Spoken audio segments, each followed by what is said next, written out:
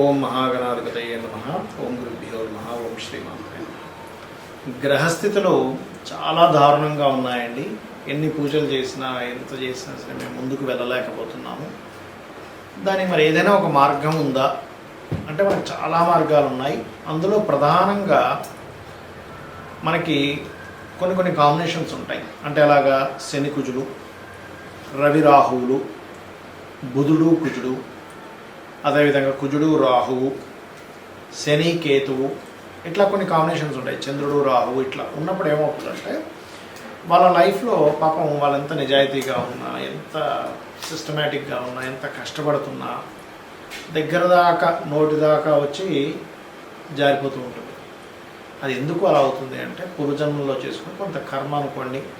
కొంతమంది బాగుంటుంది, మళ్ళీ కొన్ని విషయాల్లో వాళ్ళకు కూడా కొన్ని విషయాల్లో చాలా బాగుంటుంది. అంటే పూర్వజన్మలో చేసుకున్న మంచి కర్మ. మరి ఈ కర్మని మార్చేటువంటి దేవతా అనుగ్రహం, కాలాన్ని మన కాలం అనుకూలంగా ఉండేటువంటి దేవతా అనుగ్రహం ఏం చెప్పారు శాస్త్రాల్లో అని చూసుకున్నట్లయితే, కాలభైరవుడు లేదా కాలరాత్రి అంటే కాలాన్ని మన జన్మజాతకంలో గండం ఉంది, అమ్మో ఇంక ఇంతకంటే ఎక్కువ కాలం బతకడండి, కాలభైరవుడు అష్టకం ఖచ్చితంగా మంచి ఫలితాలు ఇస్తుంది. కాలరాత్రి ఉపాసన ఖచ్చితంగా మంచి ఫలితాలు ఇస్తుంది. శివుని యొక్క కోపానికి అంటే శివుడు తన ఏవైతే కనుబొమ్మలు ఉంటాయి, కనుబొమ్మ ముడివేయగా అక్కడి నుంచి పుట్టినటువంటి వాడు కాలభైరవుడు. ఆయన యొక్క ఆవిర్భావం జరిగినప్పుడు బ్రహ్మ అబద్ధం చెప్తాడు. మొగలు పువ్వుని తీసుకొచ్చి ఇదిగో నేను ఆ యొక్క లింగం ఏదైతే ఉంటుందో అగ్నిలింగం యొక్క మొదలు చూశాను అని చెప్పి అబద్ధం చెప్తాడు. శివుడు తెలీదా ఆయన అబద్ధం చెప్తాడు నిజం చెప్తున్నాడు. కాబట్టి ఆ కాలభైరవుడు అతనిలోంచి బయటకు వచ్చి ఐదు శిరస్సులు ఉండే ఒకప్పుడు. అంటే అబద్ధము, నిజాయితీగా లేకపోవడము, మనల్ని మనం తెలుసుకోకపోవడము, మనం ఏదో అజ్ఞానంలో ఉండేటువంటి మనల్ని అజ్ఞానంలో ఉండే ఆ యొక్క శిరస్సు అంటే అబద్ధమైన శిరస్సుని తుంచేస్తాడు కాలభైరవుడు. అంటే మనలో కూడా తెలియకుండా కొన్ని అజ్ఞానాలు ఉంటాయి. ఎలా అంటే ఈ పని నేను చేయడం ఏమిటి, ఇలా నేను ఉండడం ఏమిటి, నేను ఎవరి మాట అందరూ నేను ఎందుకు వినాలి, లేకపోతే నాకు తోచింది నేను చేస్తాను, ఎవరు ఏం చేస్తారో చూద్దాం, నేను ఇలాగే బ్రతుకుతాను, అది నిజం కాదు, అది కరెక్ట్ కాదు తెలిసిన అవసరం మనకు తెలియకుండా ఎక్కడో మన ఈగో మనల్ని ఇబ్బంది పెడుతూ ఉంటుంది. దాని నుంచి ఎప్పుడైతే మనిషి బయటికి వస్తాడో అప్పుడు వాళ్ళ లైఫ్ అనేది మారుతుంది. అయితే అంత సులభమా? పూర్వజన్మ వాసనలు మనల్ని వెంటాడుతూ ఉంటాయి. కానీ ఎవరైతే కాలభైరవ అష్టకాన్ని చదువుతూ ఉంటారు, ఇందాక నేను చెప్పాను శని కుజులు అంటే ఏమిటి, ఫోర్స్ కర్మ. అంటే మీ యొక్క జన్మజాతకంలో శని కుజుల ప్రభావం ఉంది, అది ఏ భావానికి కనెక్ట్ అయిందో ఆ రిలేటెడ్ సంబంధించిన వస్తుంటాయి. అంటే కొంతమందికి అన్నదమ్ముల మధ్యన గొడవలు ఉంటాయి, కొంతమందికి చేస్తున్న ఉద్యోగంలో ఎదుగుదల ఉంటుంది శని కుజుల ప్రభావం ఉన్నప్పుడు, కొంతమంది అయితే మళ్ళీ ఇందులో ఎవరైనా డిపార్ట్మెంట్స్లో ఉంటారు, పోలీస్ డిపార్ట్మెంటు లేకపోతే ఆర్మీ, నేవీ, ఇలాగా ఆ యొక్క డిపార్ట్మెంట్స్లో ఉండేటువంటి వారికి మళ్ళీ ఏం కాదు. ఎందుకంటే కర్మ ఈజ్ ఫోర్సింగ్ కర్మ, పోలీస్ రిలేటెడ్ కర్మ కాబట్టి. అలా కాకుండా మరి కొంతమందికి ఇతర కాంబినేషన్స్ వల్ల రవిరాహు కాంబినేషన్ అనుకోండి, మిస్క్యారేజ్ అవ్వడం, లేకపోతే మీరు చెప్పిన దాన్ని అవతల వాళ్ళు ఇవన్నీ ఇలాగే డబ్బా కొడుతుంటాడులే అని చెప్పి ఒక బ్యాడ్ నేమ్ రావడం క్రియేట్ చేస్తూ ఉంటుంది. కాబట్టి ఏంటంటే ఈ యొక్క విషయంలో మీకు మంచి ఫలితాలు రావాలంటే రోజు ఉదయం పూట లేదా సాయంత్రం పూట అయినా ఒక్కసారి కాలభైరవ అష్టకం చేసుకొని చూడండి.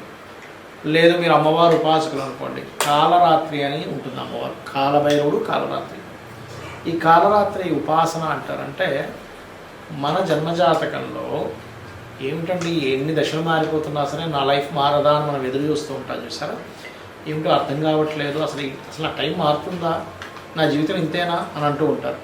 అలాంటి వారికి 100% అమ్మవారి యొక్క అనుగ్రహము లేదా కాలభైరవుడి యొక్క అనుగ్రహం కనుక చేసినట్లయితే, ఎందుకంటే మనం కాశీకి వెళ్ళాలన్నా కాశీ క్షేత్రపాలకుడు కాలభైరవుడు, అతని అనుగ్రహం లేకపోతే మనం కాశీకి వెళ్ళలేమట.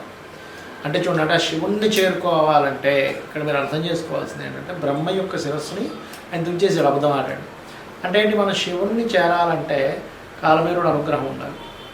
మనం అజ్ఞానంలో ఉన్నంతసేపు, అహంలో ఉన్నంతసేపు శివుణ్ణి మనం చేరుకోలేము. శివుడు అంటే ఎవరు, మంగళుడు, సకల మంగళానికి కారకుడైన. మనకి అన్నీ మంచి జరగాలంటే మనలో ఉండేటువంటి అజ్ఞానం పోతేనే అన్ని విధాలా మంచి జరుగుతుంది. జ్ఞానం రావాలి అంటే కాలభైరవుడి యొక్క ఆరాధన చేయండి. సకల గ్రహ దోషాలు నివారణ అవుతాయి. మనకి దాంతో పెద్ద ఖర్చే ఉండదు, ఒక్క నిమిషం పాటు చదువుకుంటాము, అది పూర్తిగా క్లియర్ అవుతుంది. శ్రీమాత్రే నమః.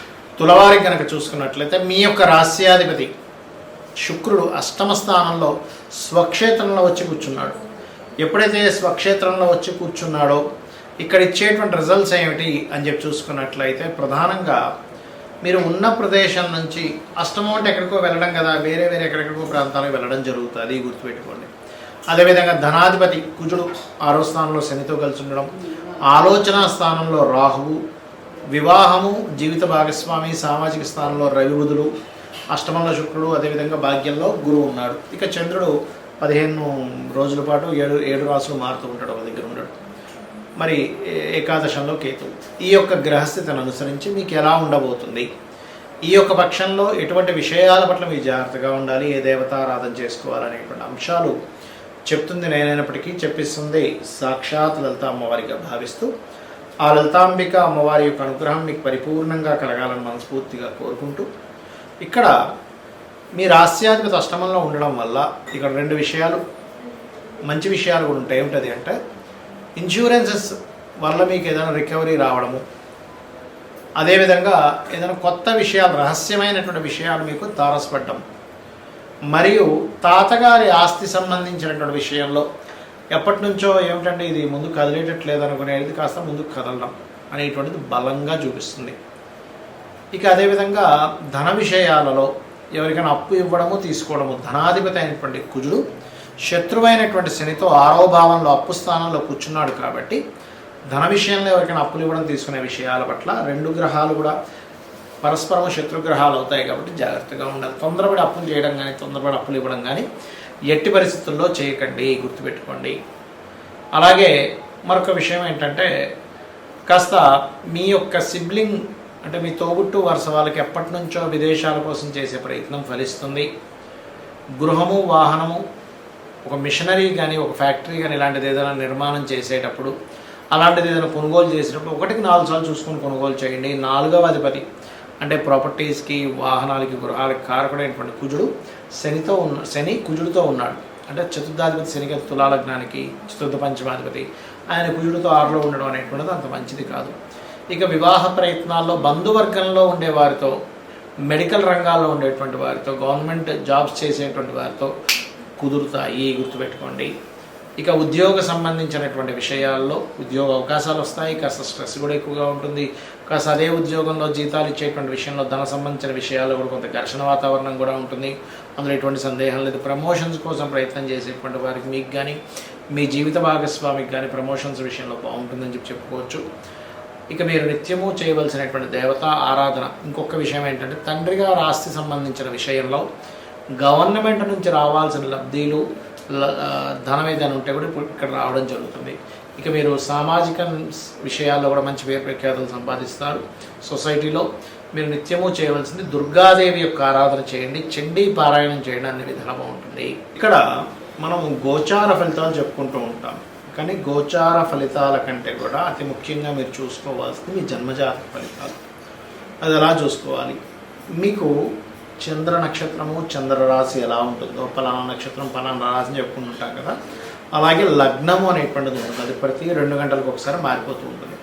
మీరు ప్రధానంగా ఏ లగ్నంలో జన్మించారో చూసుకోవాలి. ఎందుకంటే మీరు జీవితంలో ఎదగాలి, సుఖపడాలి, మంచి రూపురేఖలు ఉండాలి, లేకపోతే మీరు శారీరక శ్రమ పడుతున్న శ్రమకి మీకు ఫలితం రావాలంటే లగ్నం బాగుండాలి. అన్నిటికంటే ముఖ్యంగా లగ్నం గుర్తుపెట్టుకోండి. లగ్నం బలహీనంగా ఉందా, బలంగా ఉందా? బలహీనంగా ఉంటే అది ఏ లగ్నం అయింది? 12 లగ్నాల్లో ఏ లగ్నం అయింది? మేషం నుంచి మీనం వరకు. ఆ లగ్నాధిపతి ఎవరైతే అయ్యారో, ఎందుకంటే మేషము వృశ్చికానికైతే కుజుడు అవుతాడు, వృషభ తులకైతే శుక్రుడు అవుతాడు, మిథున కన్యకైతే బుధుడు అవుతాడు, కర్కాటకానికి చంద్రుడు అవుతాడు, సింహానికి రవి అవుతాడు, మరియు అదేవిధంగా ధన మీనాలకి గురువు అవుతాడు, మకర కుంభాలకి శని భగవానుడు అవుతాడు. కాబట్టి ఈ లగ్నాధిపతి ఎవరో తెలుసుకొని మీరు ఎదగలేకపోతున్నారన్నప్పుడు ఆ గ్రహం దగ్గర దీపారాధన చేయండి. ఖచ్చితంగా మీ లైఫ్లో ఎదుగుదల అనేటువంటిది వస్తుంది. శారీరక శ్రమ, మీరు శ్రమ పడుతున్నందుకు దానికి ఫలితం వస్తుంది. తక్కువ ఆదాయానికి ఎక్కువ శ్రమ పడడం కూడా తగ్గుతుంది, గుర్తుపెట్టుకోండి. కొంతమంది చూడండి గొడ్లా కష్టపడుతుంటారు కానీ ఫలితం రాదు. ఇది లగ్నం. మరి ధనపరమైనటువంటి విషయాల్లో చాలా ఇబ్బంది పడుతున్నామండి అన్నప్పుడు జాతకం లేదు, ఓం సంపత్కరి సమారూఢ సింధుర వ్రజ సేవితాయ నమః మంత్రం చేసుకుంటే ఖచ్చితంగా గ్రోత్ ఉంటుంది. అంటే మీ యొక్క ఆలోచన విధానంలో నేను ఎలా కష్టపడుతున్నాను, నేను ఏ మార్గంలోకి వెళ్తే బాగుంటుందని అమ్మవారిని ఆశ్రయించినప్పుడు మీకు ధనయోగం అనేటువంటిది కలుగుతుంది. దాంతోపాటు మీ ధనాధిపతి ఎలా ఉన్నాడో చూడాలి. ధనాధిపతి మీకు వ్యాపారంలో ధనయోగం ఇస్తున్నాడా, ఉద్యోగంలో ధనయోగం ఇస్తున్నాడా, ఆ ఉద్యోగంలో ఉన్న స్టేట్లో ఉంటే ఇస్తున్నాడా, వేరే ప్రాంతాలకు వెళ్ళాలా, వేరే ఊరు వెళ్ళాలా, వేరే దేశానికి వెళ్ళాలా అనేటువంటిది ఉంటుంది. అది మెడికలా, మార్కెటింగా, లేకపోతే ఫుడ్ రిలేటెడ్ వాటి మూలంగా ఉందా అనేటువంటిది చూసుకోవాలి. అందుకే చిన్నపిల్లలు చదువుకునేటప్పుడు కూడా మీ అబ్బాయి యొక్క విద్యాస్థానానికి ధనస్థానానికి ఉండే లింకుని చూసి దానికి సందర్భంగా అంటే దానికి అనుగుణంగా మీరు కనుక చదివించినట్లయితే వాళ్ళకి ఉపయోగపడుతుంది. ఆ చదువు లేనట్లయితే కొంతమంది చూడండి ఏదో చేస్తారు కానీ పెద్దగా ఉపయోగపడలేదంటే అంటూ ఉంటారు. అటువంటివి జరుగుతూ ఉంటాయి. అదే రకంగా అన్నదమ్ములతో వచ్చే ఇబ్బందులు 3వ స్థానంలోని. విద్య ఎందుకు అవ్వట్లేదు, చాలామంది చూడండి పిల్లలకి లక్షలు పెట్టి స్కూల్లో జాయిన్ చేయించిన చదవలేకపోతుంటాడు. ఎందుకంటే చతుర్థ భావం పాడవుతుంది. ఆ చతుర్థాధిపతి ఎవరు, చతుర్థ స్థానంలో ఉండే గ్రహం ఏమిటి, చతుర్థాధిపతి ఏ గ్రహాలతో సంబంధం కలిగి ఉన్నాడు, దానికి సంబంధించినటువంటి గ్రహారాధన చేయడము, పిల్లలకి హైగ్రీవ స్తోత్రం నేర్పించడము. లలితా సహస్రనామాల్లో అయితే మీరు శుద్ధ విద్యాంకురాకార ద్విజపంక్తి ద్వయోజ్వలాయ నమః అనే మంత్రం చేయించడం మంచిది. ఇక సంతానం కలిగినప్పటి నుంచి కొంతమందికి బాగుంటుంది. సంతానం వల్ల కొంతమంది ఇబ్బంది పడుతూ ఉంటారు. 5వ స్థానం రుణ రోగ శత్రువులు. ఇవాళ రేపు అందరూ ఇబ్బంది పడేది దేని గురించి అంటే రుణము, రోగము, శత్రువులు. ఇది పూర్వజన్మ కర్మ వల్ల వస్తూ ఉంటుంది. కాబట్టి ఈ పూర్వజన్మ కర్మకారకుడు ఎవరైతే ఉన్నారో, రుణరోగ శత్రుకారకులు ఎవరైతే ఉన్నారో, ఇది 6వ భావం బట్టి ఉంటుంది. కాబట్టి 6వ స్థానంలో ఉండే గ్రహాలకు మీరు దానం ఇచ్చుకున్నట్లయితే మీ రుణాలు తగ్గడం. ముఖ్యంగా ఓం అపర్ణాయే నమః అనే మంత్రం చేయండి. 100% మీకు రుణం అనేటువంటిది తగ్గి తీరుతుంది. ఇక వివాహం, ఇవాళ రేపు వివాహం అవ్వట్లేదు ఏంటోనండి, మా అబ్బాయికి 30 వచ్చేసాయి, 35 వచ్చేసాయి, మా అమ్మాయికి 40 వచ్చేస్తున్నాయి, వివాహం అవ్వట్లేదు అని బాధపడుతుంటుంది. ఇక్కడ ఒకటే, మీకు గ్రహము అనుకూలించినప్పుడు మీరు వివాహం కోసం ఆలోచించరు. ఒక్కోసారి ఎలా అంటే 25 ఏళ్ళు 22 ఏళ్ళ వయసులో ఒక్కోసారి అనుకూలిస్తుంది గ్రహం. ప్రతి జీవుడికి కూడా 3 నుంచి 5 సార్లు వివాహ బలం వస్తుంది. అది మన జన్మజాతకంలో సప్తమాధిపతి ఎక్కడున్నాడు, సప్తమ శుక్రుడు ఎలా ఉన్నాడు, సప్తమం మీద శుభగ్రహ అనుకూలత వస్తుందా, సప్తమంని యాక్టివ్ చేసేటువంటి మహాదశలు అంతర్దశలు వస్తున్నాయా లేవా, ఇవి చూసుకొని మీరు వివాహం కోసం ఆ పర్టికులర్ సమయంలో కనుక ప్రయత్నం చేస్తే ఖచ్చితంగా ఉంటుంది. ఎలా అంటే చిన్న ఎగ్జాంపుల్ చెప్తాను చూడండి. మీరు సినిమాకి వెళ్దాం అనుకున్నారు, మార్నింగ్ షోనా, మ్యాట్నీనా, ఫస్ట్ షోనా, సెకండ్ షోనా, 4 షోలు ఉంటాయి. అలా కాకుండా నేను అక్కడ 2 గంటలప్పుడు సినిమాకి వెళ్దాం అనుకుంటున్నానండి, నేను థియేటర్కి వెళ్తే ఎవరు తెలుస్తారు, మూసుంటుంది. అలాగే మీరు ఏదైనా ఒక వస్తువు కొనాలన్నా పలానా సమయం, పలానా మార్కెట్, పలానా ప్రదేశం. సూర్యోదయం కూడా రాత్రి ఎప్పుడో